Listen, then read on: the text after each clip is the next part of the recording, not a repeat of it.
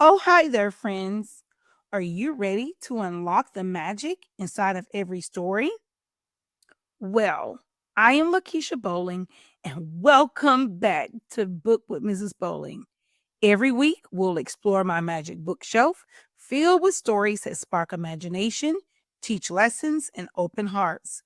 We'll, we'll laugh, learn, and even hear from you, our young listeners, about what stories mean to you.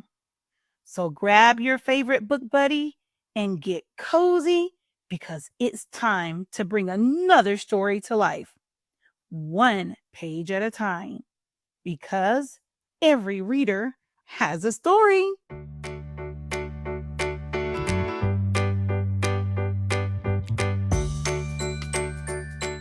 Today's story is about two best friends who like things just so.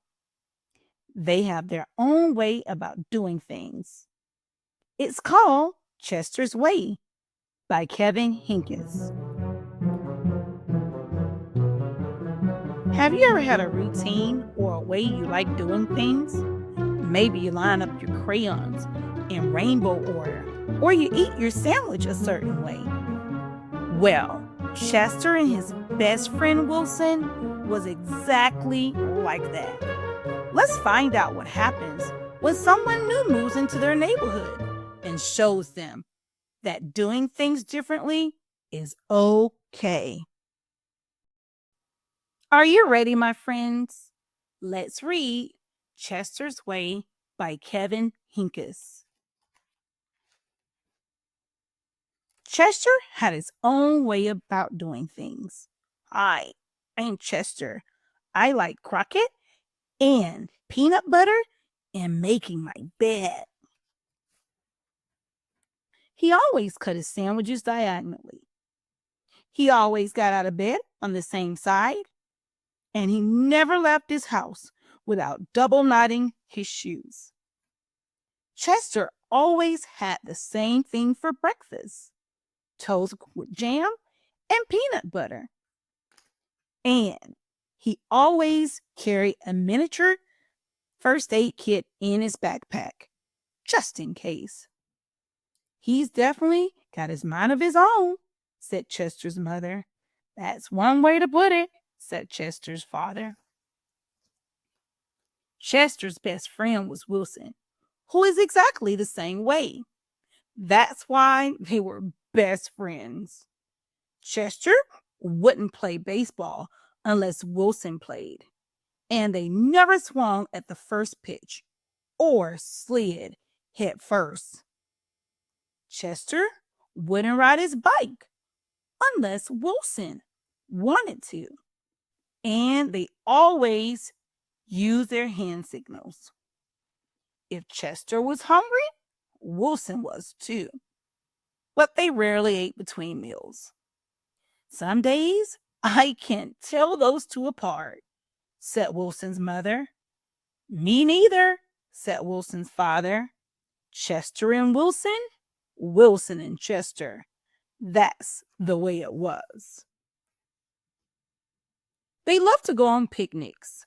Once, when Wilson accidentally swallowed a watermelon seed and cried because he was afraid the watermelon plant was going to grow inside of him, Chester swallowed one too. Don't worry, said Chester. Now, if you grow a watermelon plant, I'll grow one too. Chester duplicated his Christmas list every year and gave a copy to Wilson because they always wanted the same things anyway.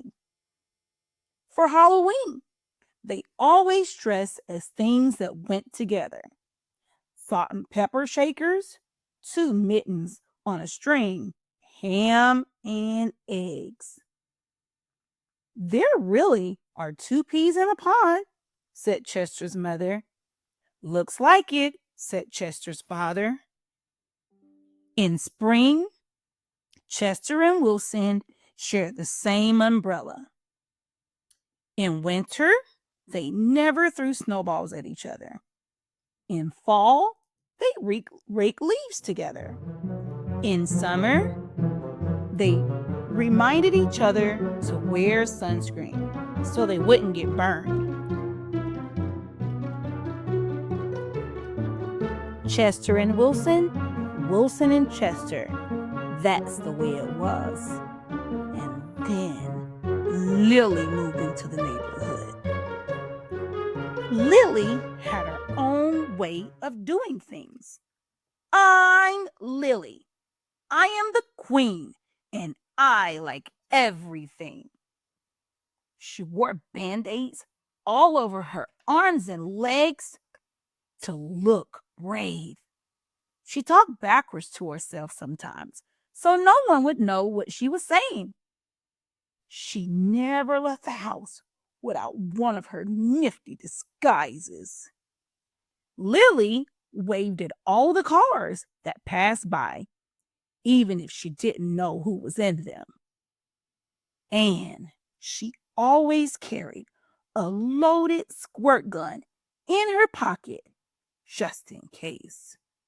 She definitely has her own mind, said Chester. That's one way to put it, said Wilson. When Lillian asked Chester and Wilson to play, they said they were busy. And when she called them up on the telephone, they disguised their voices and said that they weren't home. If Lily was walking on one side of the street, Chester and Wilson crossed to the other side and hid. She's something else, said Chester. Looks like it, said Wilson. One day, while Chester and Wilson were practicing their hand signals, some of the older boys rode by, popping willies. They circled Chester and Wilson and yelled personal remarks. Chester and Wilson didn't know what to do. Just when they were about to give up hope, a fierce-looking cat with horrible fangs jumped out of the bushes and frightened those older boys away. Are you who we think you are? Chester asked the cat. Of course, the cat replied. Thank you, Lily, said Chester. You're welcome, Chester, said Lily. Thank you, Lily, said Wilson. You're welcome, Wilson, said Lily. Oh, I'm so glad you are wearing that disguise, said Chester. And I'm glad you had your loaded squirt gun, said Wilson. I always do, said Lily, just in case. Afterwards, Chester invited Lily over for lunch. You have a muscle mouse cup, said Lily. Of course, said Chester. I do too, said Lily. Same here, said Wilson. Chester and Wilson cut their sandwiches diagonally. Lily asked Chester's mom if she had some cookie cutters, and she made stars and flowers and bells. That's neat, said Chester. Wow, said Wilson. That night, Lily invited Chester and Wilson to a sleepover.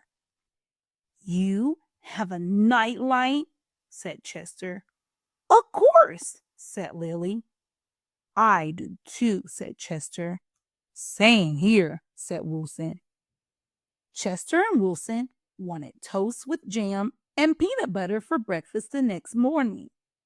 Boring, said Lily. Try this instead. This is good, said Chester. Wow, said Wilson. After that, when Lily asked Chester and Wilson to play, they said yes. When she called them on the telephone, they had pleasant conversations. And if Lily was walking on one side of the street, Chester and Wilson waved and ran to catch up with her. Chester and Wilson taught Lily hand signals, and she taught them how to pop willies. Lily taught Chester and Wilson how to talk backwards, and they taught her how to double knot her shoes. Some days I can't tell those three apart, said Lily's mother. Me neither, said Lily's father. Chester and Wilson and Lily. Lily and Wilson and Chester. That's the way it was. For Halloween, they dressed as the three blind mice. For Christmas, Lily gave Chester and Wilson nifty disguises, and they gave her a box of multicolored shoestrings, extra long for double knotting. They loved to go on picnics. When Chester and Wilson told Lily about how they had both swallowed a watermelon seed once, Lily swallowed 3 of them. I'll grow a watermelon plant for all of us, she said. In spring, Chester and Wilson and Lily shared the same umbrella. In winter, they never threw snowballs at each other. In fall, they raked leaves together. And in summer, they reminded each other to wear sunscreen so they wouldn't get burned. Chester and Wilson and Lily. Lily and Wilson and Chester. That's the way it was. And then Victor moved into the neighborhood.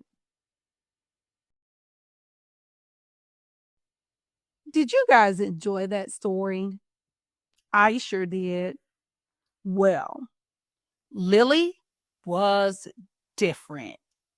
She wore purple plastic purses, pointed glasses, and she even rode her bike with no hands. Chester and Wilson didn't know what to think. But Lily, she didn't follow their rules. She did things her own way. Sometimes it can be hard to understand people who do things differently. But being different isn't so bad. It's what makes each of us very special. Now that was a great story about friendship and acceptance. Now remember, friends don't have to do things the exact same way. The best friendships happen when we all accept each other for who we are and we can learn from each other. Thank you for joining me for another story adventure on Book with Mrs. Bolling. Remember, each story we read helps us see the world in a new way. So keep reading, keep imagining, and keep being kind. Until next time, stay curious and keep getting booked. See you later, my darlings. Happy reading. If you finish a book this week, send me your podcast shout-out cards, and I might feature you on our next episode.